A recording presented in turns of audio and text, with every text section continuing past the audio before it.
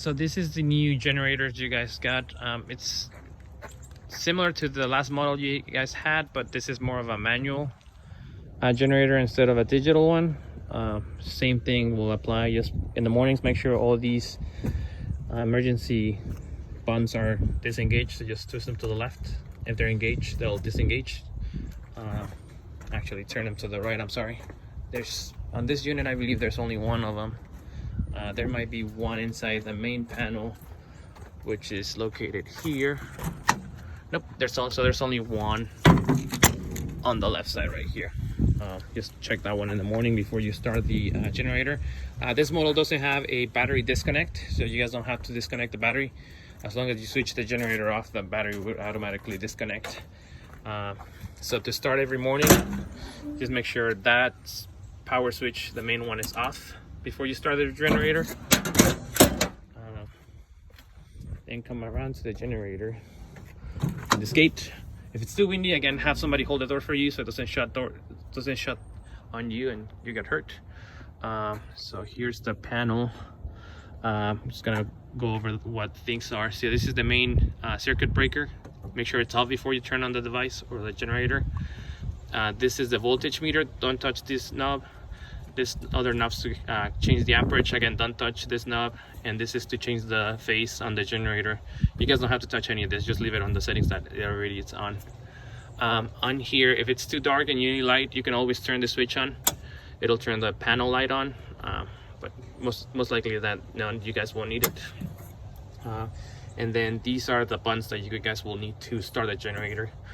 To start the generator, you're gonna click this to manual. It'll kick on.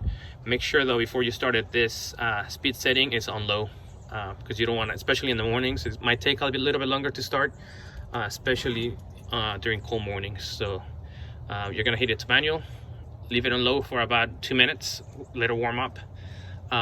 You'll see the water temperature increase here. You want it to be at least at 100 degrees before you turn it to high, because again, it has to warm up. The older previous generator you guys had would automatically do that. This one's a little bit of an older model, so it wouldn't do it. So you guys have to let it warm up before you turn it into high speed. And then once it's running, you come over here. You'll see the readings here, 120 and 120. That means it's generating power. Sorry. Go ahead and switch the breaker on. Once it's generating power, and this is on high speed. And then come over here. Click the power on. And then close this. Same thing, just push it up and to open it, just push this lever and it'll close. And then come back here. Everything should be running fine. No warning lights. Just make sure you shut the door back again.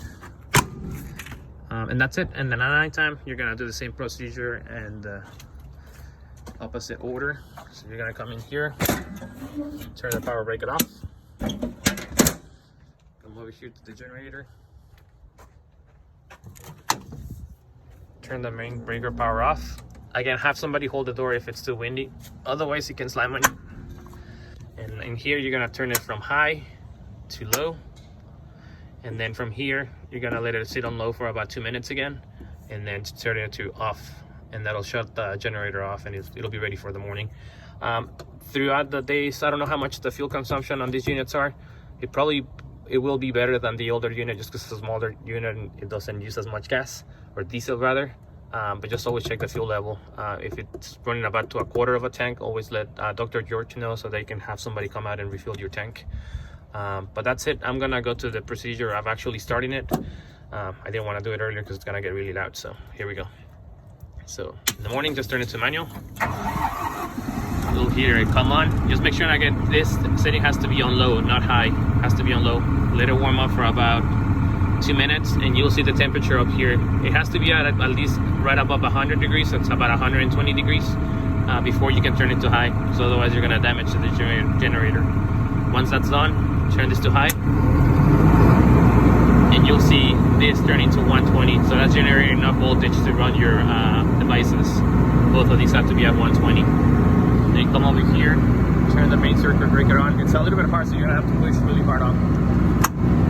It'll engage, and then around in here, and again click your breaker on, and that's it.